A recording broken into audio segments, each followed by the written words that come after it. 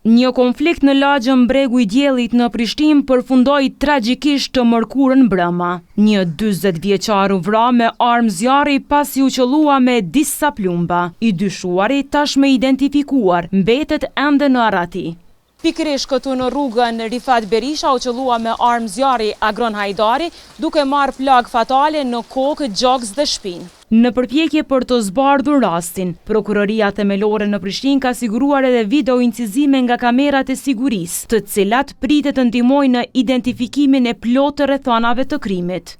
Vendin e ngjarjes ka dalë kryeprokurori i Prokurisë Themelore në Prishtinë, po ashtu prokuroria kujdesore nga Departamenti për krime të rënda dhe njësitë të relevante, të cilët kanë ndërmarrë të gjitha veprimet hetimore lidhur me këtë rast. Po ashtu në vendin e ngjarjes ka dalë edhe njësia K9 me qëllim të gjurmimit të lëvizjeve në këtë rast të personit të dyshuar dhe viktimës.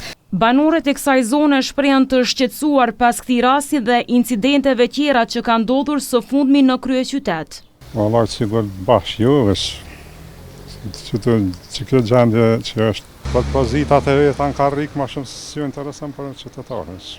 E dim që ka raste plot që ndodhin kënej, po... Vrasjet kaq të shpeshta në rrugët e kryeqytetit përnjosin e sigurisë Bedri Elezi. Shihen qartë se Kosova ka probleme serioze sa i përket sigurisë publike. Për këtë thotë se janë përgjegjëse organet e drejtësisë. Krejt kjo besoj që lidhet në 3 arsye. E para, policia e Kosovës pritet ka shqiptimin e gjobave në trafik dhe janë ndërmarrjen e masave konform detyrave dhe përgjegjësive që kanë parandalim për rastet me rrezikshmëri të lartë. E dyta, Prokuria e Republikës Kosovës ka prioritet për aburgimin. Dhe e treta, gjykata ka prioritet dënimet e lehta. Kjo e ka dëshmuar sepse shumicën e rasteve kemi pa persona të cilët kanë qenë recidivistë dhe persona me rrezikshmëri të lartë që në fakt nga gjykata kanë marrë dënime të lehta.